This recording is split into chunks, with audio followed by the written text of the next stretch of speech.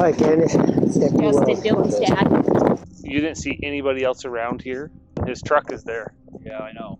That's what makes it so weird. Cool. And he got screwed up, and it's just one thing after another. But he's a friend of mine. Sure. You don't get rid of friends. Nobody's heard from him. So.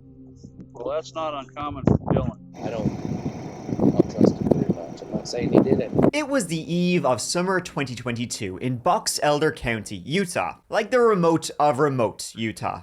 A search was ongoing as 19-year-old Dylan Rounds had gone missing in an area that's like too vast to even comprehend.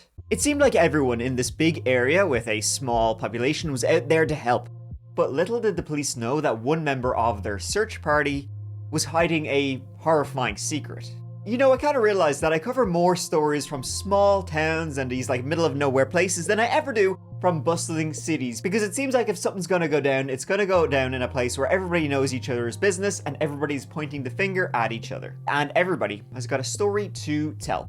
Hey you and welcome. My name is Mike, and before we get into it, please subscribe to see new stories from the dark every single week. Now, let's give it a go.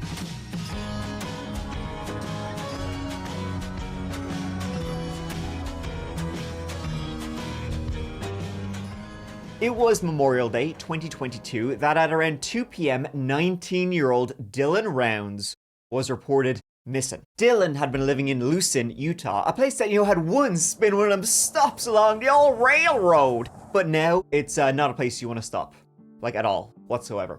No. It's in northwest Utah, a place close to the Nevada border, and it's a place where, you know, you'd have a hard time playing I Spy, because there's nothing at all to spy.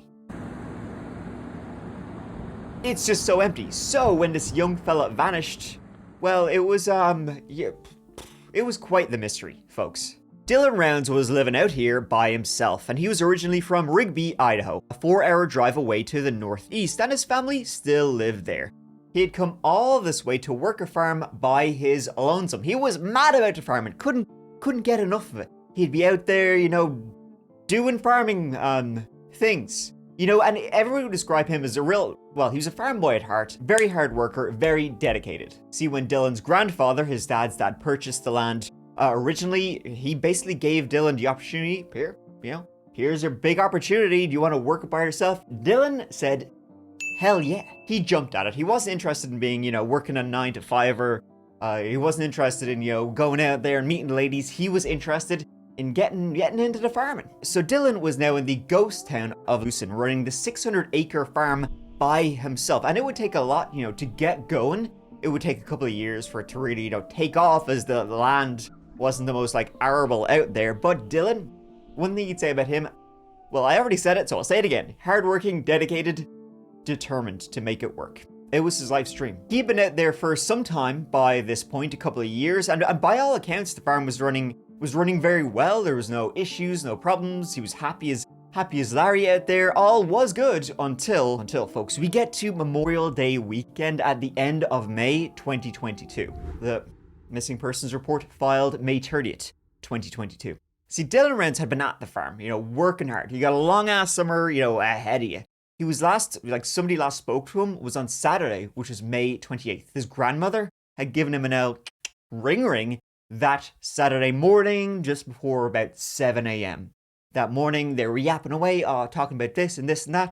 And Dylan says, oh, I gotta go. You know, I gotta run. I'll call you back. It started to rain. And he had some grain out there that he needed to, you know, put it in the barn, you know, put it under shelter, because obviously the rain would just make the grain start to rot. He had been in his camper and was going to drive the 5 miles from there to his farm. Now, he didn't stay at the farm full time. He would couch surf a lot and stay with his friends. This trailer didn't have power or running water, but this weekend he had been there, and it was there he disappeared.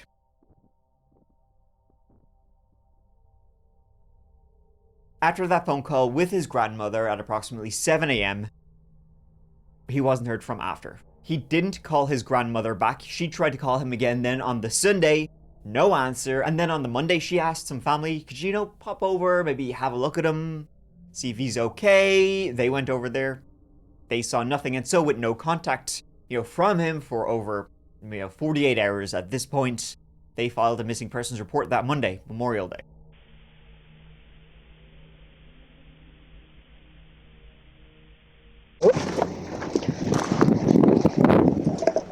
Hi, Candace. Hi, Candace. Justin, Dylan's dad. Hi, Justin. So here's where we're at. So right up here at these yards is his last known location. His camper is about 4 miles back up this way by his pond, and we're really thinking he might have taken off and gone across.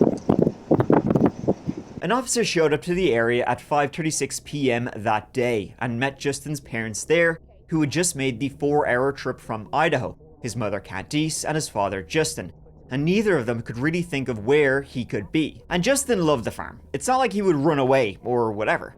Soon, a couple of locals who knew the farm and the area showed up to help. One was Don Hatley and the other James Brener, who went by Jim, and both knew the area quite well. But that's his closest cell phone, Pete. Not in town, it's out here.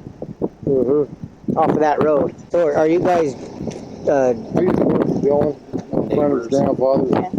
I'm the guy that's This supposed to keep an eye Don on shit. so what's your name? Don Haley, Don and Jim Brenner. Jim Brenner?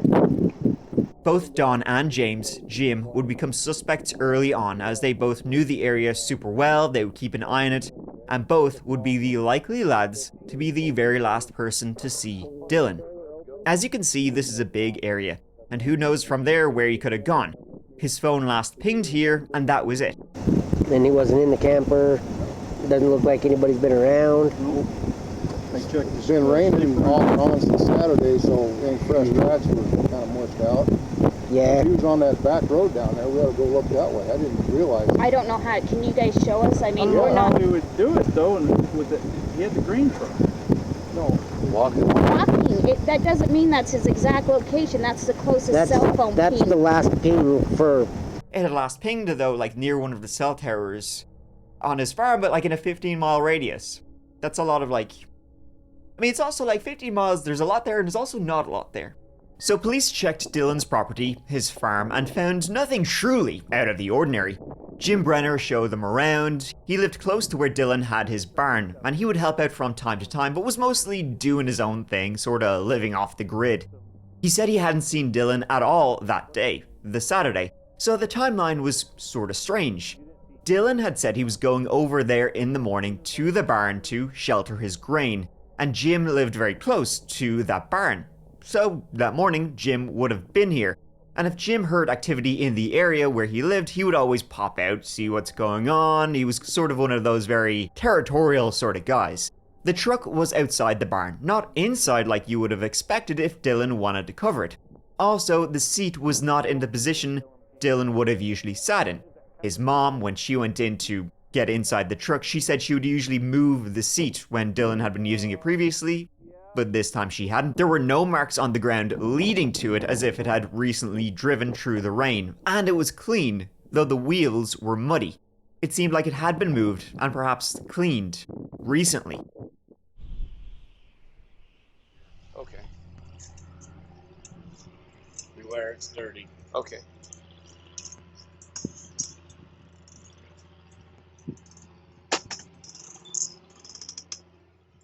There was no signs of a struggle in Dylan's camper where he stayed, nothing to indicate foul play. One thing that was strange though was that when his camper was searched initially, his gun wasn't found. He had a handgun, it wasn't there. But then, a couple of days later, it somehow mysteriously reappeared inside Dylan's camper. No one knew who put it there, who put it back. My mother came here. She has real bad arthritis. My sister was here. We were all out searching. She used the bathroom. Dylan hadn't flushed it. You'll see it here. It's really nasty. So my sister went in and cleaned it. Still no gun. Later, my son and JD came in, and the gun was sitting on a sink. It's outside of the bathroom, but right by the bathroom door where the toilet and the shower is the sink, but it's not in the bathroom. The gun was sitting right there with the clip outside of it. Okay. It was like he just, UFOs. I mean, this is the kind of place where you get all that kind of UFO shite, so... But, no. The firearm had been wiped clean, so unfortunately, there were no fingerprints to test and see who had last touched it. But a firearm doesn't just appear out of nowhere. The only thing found was Dylan's boots, oddly enough, with what appeared to be blood droplets on them. There were a lot of red flags here from the very get-go, and it seemed like someone was trying to upset the investigation, moving things around. Like Dylan's boots couldn't just appear miraculously in the desert, and word had spread of some of these strange encounters Dylan had had before he mysteriously vanished. Encounters that were so strange, Dylan would report it to everybody he saw. Yeah. There's just some boots out there they've only been out there for a day or two. And so some boots that what's his name would wear. So you didn't see anybody else around here? Like I say, he was here. He had to have been here. Brought the truck here. Yeah. Huh, that would make sense. This van yours? Can I look in it? The guy already did. Oh, did he? Yeah, Okay. I wish Okay. you would, because I got mushrooms drying there, and every time you open the door with the wind blowing, they blow all over. What kind of mushrooms? Oh, they're not the kinds that get you high. Dang. They're the ones that I get them down at the grocery store. Oh, yeah. 99 cents on sale. Yeah. And I love mushrooms in the wintertime. I can't get in the store. I just dehydrate them, and then when I need them, just soak them in hot water.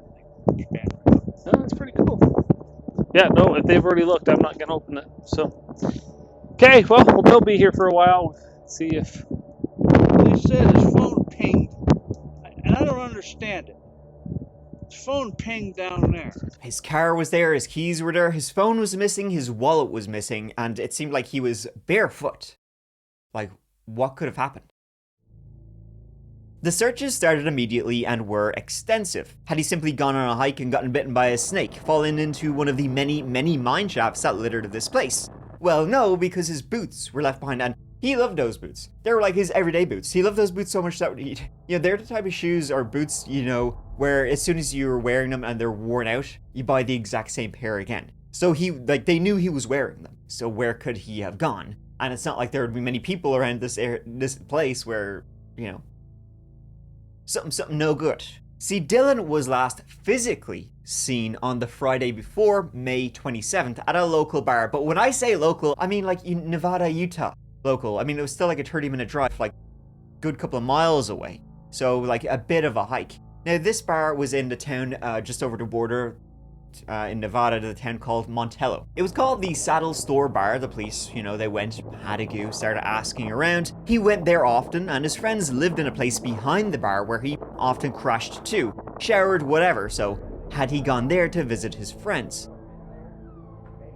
One thing though that was for sure was that the locals at the bar did not appreciate the authorities looking into them too close. As you can probably imagine already, this area is host to a lot of colorful characters, and it's still pretty much a cowboy town. And people still act like it's the Wild West. Our reason for wanting to talk to you guys is more for background information in regards to individuals that frequent the area where Dylan ranched, Dylan hung out. I know he came back and forth here. And that's it. So if we can talk too long, I don't care. Leave your phones on. It's fine. I'll stay. I can be quiet. I can do that. That's not the reason. I'm sorry, if you don't have a subpoena or something or a warrant, this is how we're going to do it. Hey, we are happy to help try and find Dylan. That'd be great. Well, then my uncle was friends with him, but which uncle's that? at the moment, Okay. we're getting a lot of attention for reasons we don't deserve. Okay, So, fair enough. All right, so here's part of Be that. careful. Here's part of that. As much as we want to find out who's responsible for it, we want to find out who's not responsible for it and make that known. And I'm willing to just be completely honest with you about everything. I have no reason to bullshit you or lie to you about anything. It's just good law enforcement practice when we can. And so if you understand that part, then I would hope you would appreciate that, like, we're not here to cause trouble for you, other than to just get you off the ass. And I can appreciate the fact that you've got a lot of people crawling up your ass, and God knows there's a rumor mill around this small area that is talking about all sorts of crazy shit. Well, no one had seen him in the bar, and him going to the bar actually seemed like it's kind of out of character for him. Like, his grandfather was very religious, didn't know Dylan drank, but, when the cat's away, This is one of many searches done for the family of Dylan Rounds. His mother joined authorities to search along the Nevada-Utah border. 19-year-old Rounds had his own farm near the small town of Lucin in northwest Box Elder County. His family were soon offering $20,000 for his safe return. That would later be increased to $100,000. And you can only imagine, like, what's going through, the family's minds as all of this is happening. Like, the searches were going nowhere very fast because it seemed like there was nowhere to really kind of start. I mean, even just looking around in this place, it's so unbelievably big. It boggles the mind, and it just seemed like he had just vanished into thin air. It truly seemed inexplicable. But as we were coming, guys saw these pants. We all rushed back here. I took some pictures, sent them to show. Everybody was telling everybody not to touch them, but we got a hammer to see if it was the size of Dylan, and it's not. It was a bigger size of pants, and I texted Brian that. The crotch is blown out. Nobody touched it. We just used the claws. There were false sightings. Searchers out there would find items of clothing, but it would end up being unrelated. It was an extremely frustrating search, and everybody seemed to have a theory about what happened to Dylan Rounds, and point fingers at someone who they believed had been involved in Dylan's, unfortunately as time went on, likely murder. Everybody became a rubbernecker, everybody became a looky-loo in this case, small town farmers and all this kind of stuff. Everybody had whispering theories, pointing fingers at one another and the other and such. Rumors abounded in the early stages, and even the late stages, of the curious case of Dylan Rounds. See, the investigation deepened quickly, and foul play, as you can imagine, became the dominant theory. The two men who often were around the farm, Don and Jim, they early on would, become suspects. Everybody would be suspicious about them from an early stage. Especially James Brener, who was actually a squatter on the land. He lived there and he helped out at the farm. He helped out Dylan, but he was actually living there illegally. He had this little kind of shack, like trailer thing there. But when the police spoke to him early on, he had his theories. He had his questions. He was very curious about the mobile pings. Ooh, I wonder where that could be. Phone pinged, and I don't understand it. The phone pinged down there. Well, 15.12 miles from Bowie Tower. So, I mean, yeah. So, I mean, but 15.12 miles can be a lot of places, right? You could draw a radius, and anywhere on that radius could be 15.12 miles. But he also had, listen, folks. This is what you need to know. He was extremely helpful, though, to begin. Then there was also Dylan's friend, Curtis, who lived near the bar that Dylan would often frequent. See, Justin Rounds, Dylan's father, spoke with James Brener, who pointed his finger at a man named Ty Corbin. Then, when Justin Rounds called up this Ty Corbin, asked, hey, do you know anything about my son who's missing? Ty Corbin was pointing the finger at somebody else, Curtis Wadsworth. This is Justin Rounds, Dylan's dad. I talked to a guy named James. He said to call you. Yes, sir. Let me go inside really quick. Okay. Are you by yourself, Mr. Rounds? I've got one of my good buddies here that I've known since I was a kid. Okay. You're not around the Wadsworths at all, correct? No, right now? No, I'm not. Not even fucking close. Okay. I've lived in that area. I remember when the Wadsworths come to town. First off, I want to tell you that I feel for you. I'm sorry your son's missing. I really am. Yeah. I believe the Wadsworths are involved. Okay. By everything I've read and seen, I'm pretty sure it has to be someone that knows him. Yes. It's someone that knows that Lucin area really well. Yes. It's someone that knows Montello really well. Yes. And the only person that fits that profile is Kurt. And between you and I, I'm not trying to offend you, but it's kind of common knowledge that Kurt and your son were living at the saddle sore in that side room and in the back trailer for about the last year and a half, off and on. Not all the time, but off and on. Okay. Kurt knows. I would ask Kurt to go in and take a lie detector test. Okay. I don't search that area out in Lucin. He knows that Lucin area very well. He used to. This guy on the phone, Ty, said they were in some kind of relationship. See, as I said, in this small town, I don't even know if you call it small town, ghost area. might be a better way of putting it. Everybody had their theories about who could have done something. And I mean, this kind of area, you know, you don't really want to muck around with a lot of these type of people. Rough as a bear's arse, some of these lads would be, as, you know, my dad would say. Curtis Wadsworth was interviewed. He said Dylan was a good kid. He did stay over at his trailer for time to time, but I'm not sure if there's anything more going on, you know, than that. There was just a lot of backcountry rumor in this area. He said he worked as a backhoe operator, helped out at Dylan's farm from time to time, and was sure as shit had no clue what happened to the young fella, and he was very eager to clear his name. But everybody had a theory of what had happened, and listen folks, none of them good. There was a lot of strange characters around in this area. Like, this area, this is Fallout, more or less. He's out here trying to manage it and make something out of nothing. I've been pissed off the whole time that he's been out here. And so he's been trying his ass off, making some connections with ranchers and people that do things, you know. So he's not out here. We don't know these people. Have you heard any other names he's ever mentioned before? He's talked to, hung out with, The only females? people no females. No, I haven't heard any female kids. The only people is the guy that owns this has befriended him. People at the bar, he'll go there for lunch, get a hamburger. People at the store know him. He stayed at this hotel, and he knows. I forget some of these names. The searches for Dylan continued, and they grew and grew. Canine searches, aerial searches on the ground. People drove in from neighboring states to help in the search, but nothing was located. It was a very, very strange disappearance.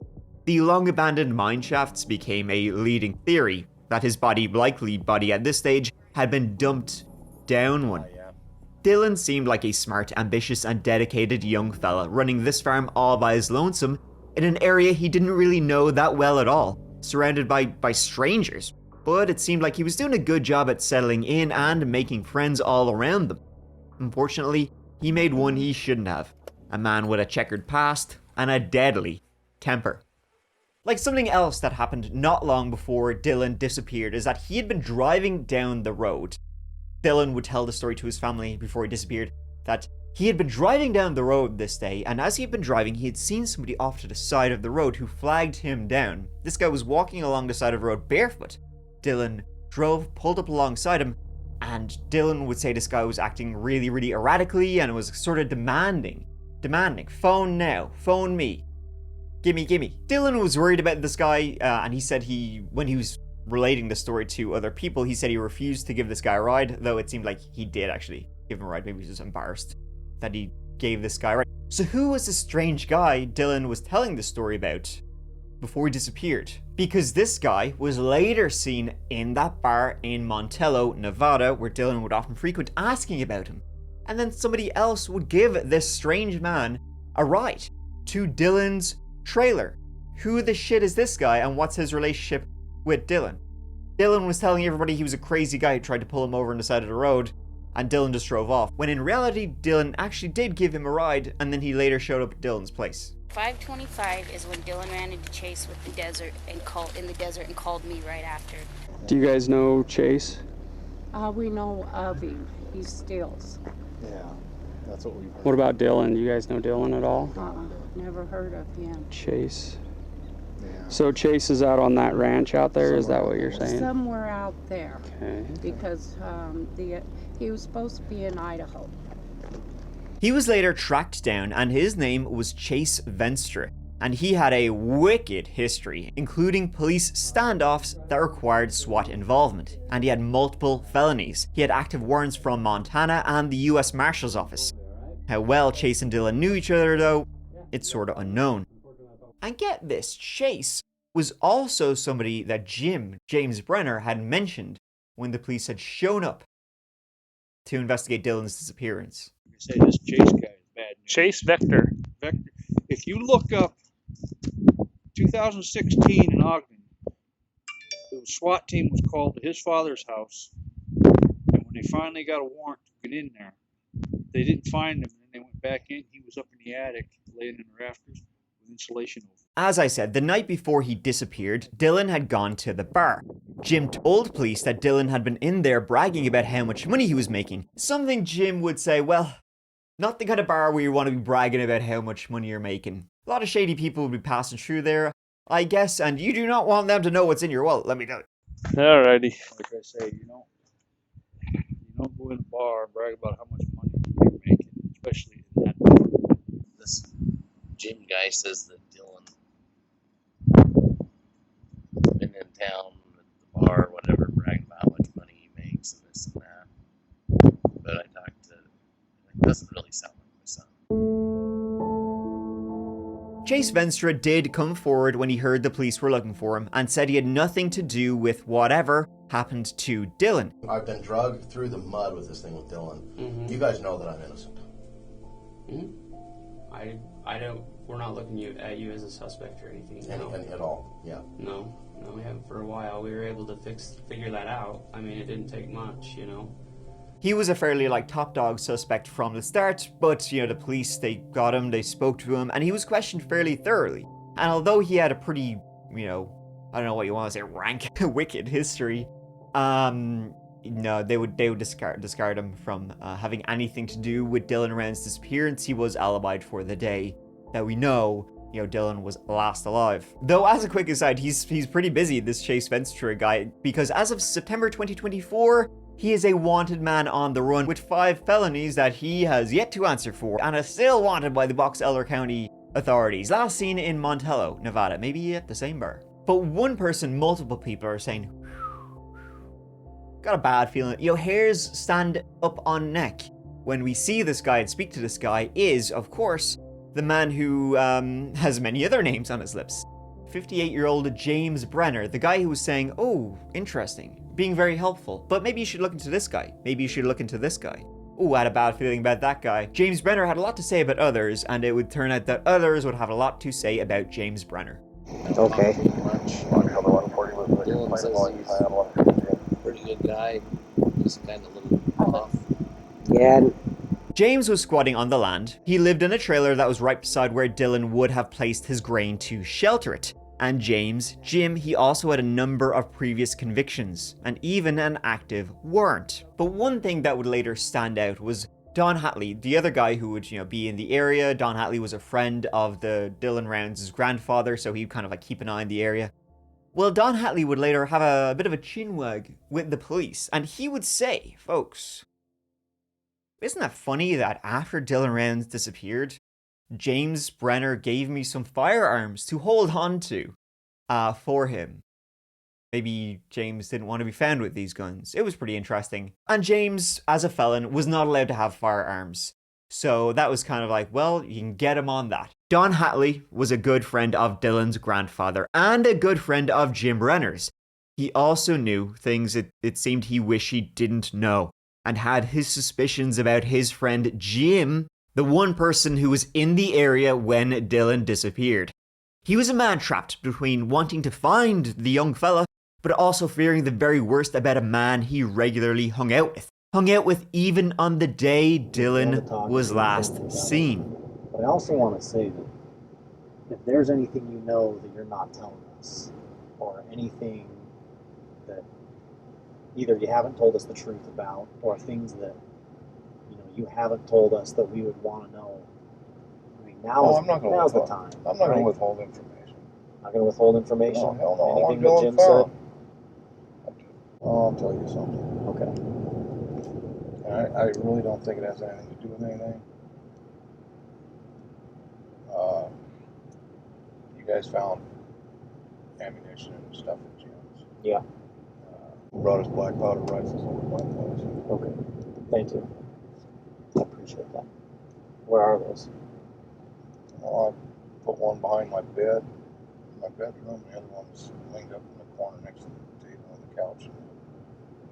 They also knew Jim had lied. He said he had never seen Dylan the morning he vanished. He had visited his friend Don Hatley that evening, and when he got back to his trailer, which was close to Dylan's barn, he would say, oh, the grain truck's here. Dylan must have brought it over while I was at my friend's in the evening. I left here about 1:30, between 1:30 and 2, went over to Don's.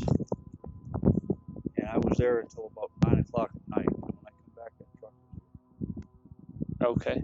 And did you know the truck was coming? No. Okay. Dylan don't tell anybody what he's doing. Okay. So you weren't here when Dylan came down here. Is that kind of a mutual understanding that he can park stuff down here? Yeah, but he's supposed to let me know about it, a day ahead of time, because I was building a chicken coop in there. I don't know if you've seen it with all my tools on it. Oh, yeah. And I had it right in the middle, so I had light. He pulled everything out. He knocked my horse corral out. But that wasn't true. We know Dylan had brought it over in the morning as he had mentioned it to his grandma. So James Brener would have been there when Dylan brought the grain into the barn. Relevant to the case, but you're telling me that Dylan was there before 3 o'clock. That's like, Well, I'm trying to be honest with you. I'm trying to tell you the information that I can. My whole social world just fell apart here. I don't. Well, one's gone, and now Yeah. you don't know what to think about the other. If Dylan was there and Jim was there, that means Jim's lying to me. And I didn't see that coming. Why do you say Jim's lying to you? If Dylan was there? Well, if Dylan was there before 3 o'clock and Jim was there. Did Jim tell you he never saw Dylan that morning? Sometime while I was gone over here, Dylan brought that grain truck in. I think is what he said. Well, that's why I asked you the other questions of could he be at that property for a long period of time without Jim knowing. I don't think so, because I think if I were to walk onto his property, he'd be out there within 2 minutes.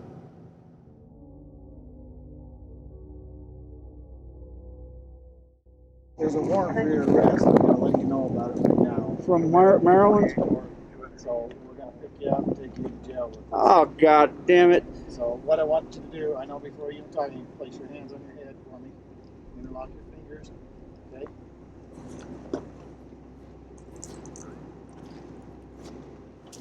I got a knife in my pocket. James Brener was arrested June 10th for having weapons as a felon. Though he was released on the 12th, he was then rearrested about a week later. See, James had a criminal record going back to 1986 in Maryland, if you can believe that. Attempted murder was downgraded to malicious shooting. And then in 1986, he had another conviction. Pennsylvania, assault. He had a warrant even in Box Elder County for beating up a man using a lawn chair. Well, he is determined, I'll give him that. If he can't get a gun, he'll use a lawn chair. This Maryland bullshit has been going on since I was 22 years old. I'm 58 right now. Let me grab you a step so that way you're not having this. So interestingly, James had been squatting on the property. He lived near that bar and grain shelter where Dylan said he was going that day. And then Dylan's boots were found, like, pretty close to his trailer. If you Google Maps Lucin, Utah, one of the landmarks is the pond there. Yep, they put that in the tourist brochure. That pond would later be searched, and in it, they found Dylan's phone. They were so thankful, obviously, to have his phone, such a key piece of evidence that they had been looking for the entire time. They only knew it had pinged near his farm, and the pond was quite a ways away, so it had clearly been dumped here, but hopefully it would have some, evidence. Who had he last been speaking to? Who he last called? Maybe, shortly before he vanished. But it would actually end up having a hell of a lot more than that.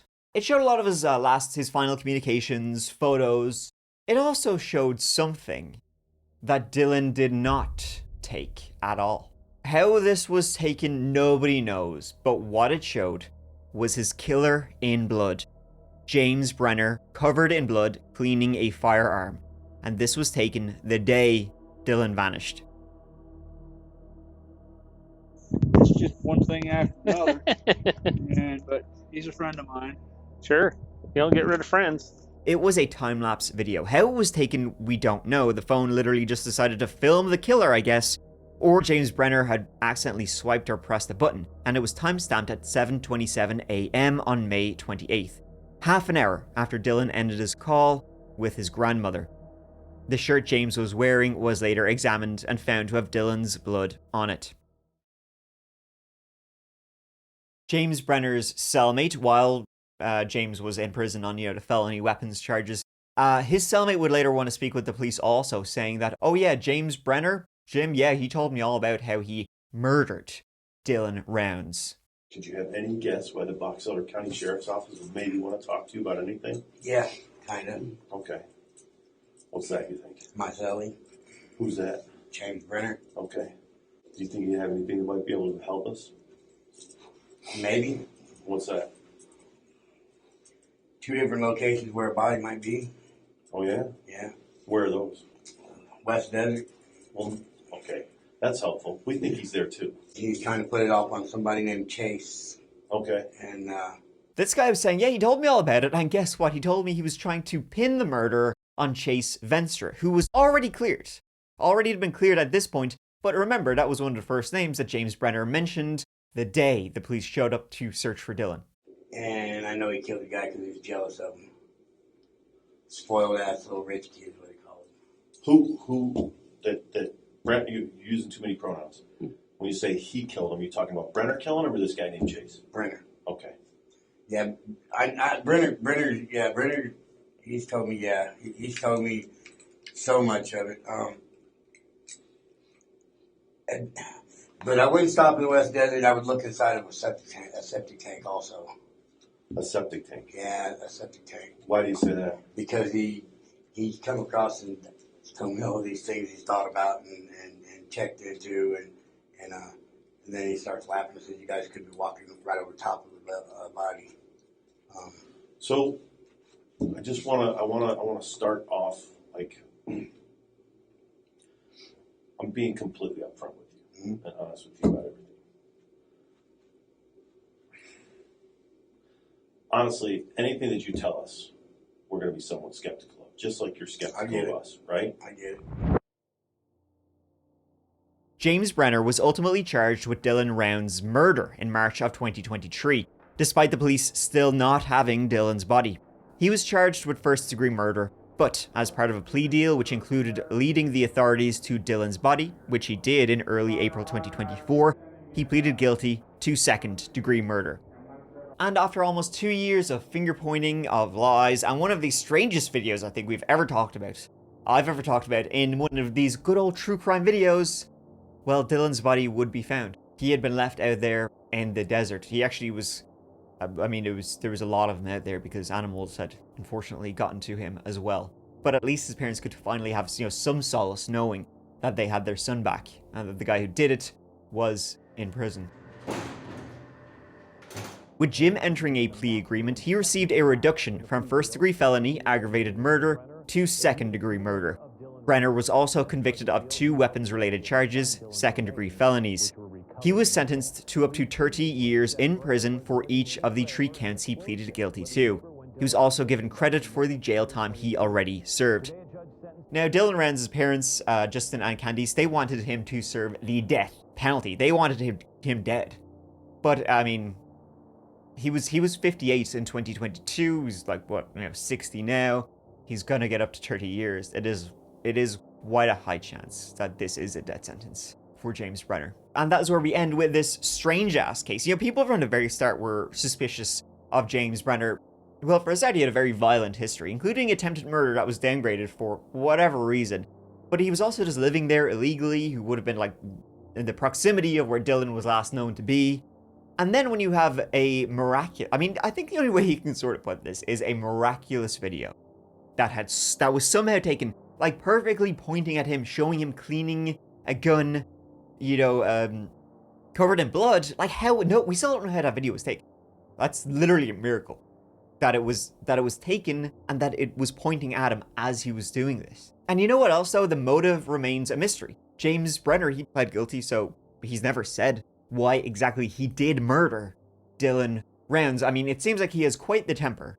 So we can only assume that one day he just lost the plot and just murdered him, took out his gun and shot this young man dead for no good reason whatsoever. One theory that's thought of is that Dylan did accidentally in his car back into James's gate where he was still living illegally, and that maybe that was simply enough for James to just flip out, and just take out his gun, his freaking Old West style pistol, and shoot this young man to death. He did it at 7. He did it first thing in the morning, bright and early. After Dylan had just spoken to his granddaughter, he shot him dead. It could have been that. It could have been, because if Dylan was using the barn, maybe he was using it so early in the morning, James just was not having it. He was like, you wake me up, I'm going to shoot you dead. Who knows these things? We really, really don't know. But does it matter? Was there ever going to be a good reason for this?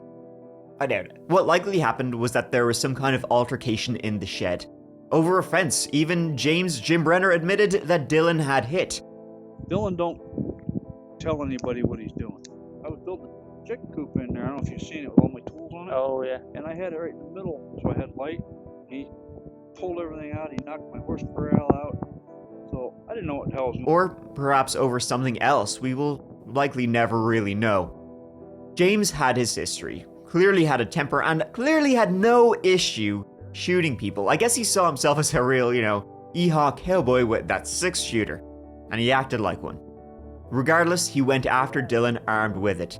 And it's never a good idea to carry a firearm while pissed off, folks, because he had no issue using it. He shot and killed the young man, whether it was outside or inside the barn, dumped his boots, dumped his phone in the Lucerne pond, and ultimately dumped his body out in that vast landscape. He was living there illegally, but it seemed like, because he was helping out on the farm, Dylan and his grandpa allowed it, and in turn, he brutally murdered Dylan Rounds, but was caught in, as I said, probably one of the strangest ways. A killer has been caught, literally blood-handed. And that will do it for this old one. Thank you so much for watching, folks. It really means the absolute world to me. Hope you enjoyed this old video, and I'll be back with you another one real soon, so please look forward to that. But until then, please take care of each other. Please take care of yourselves, because I love you. Mike out.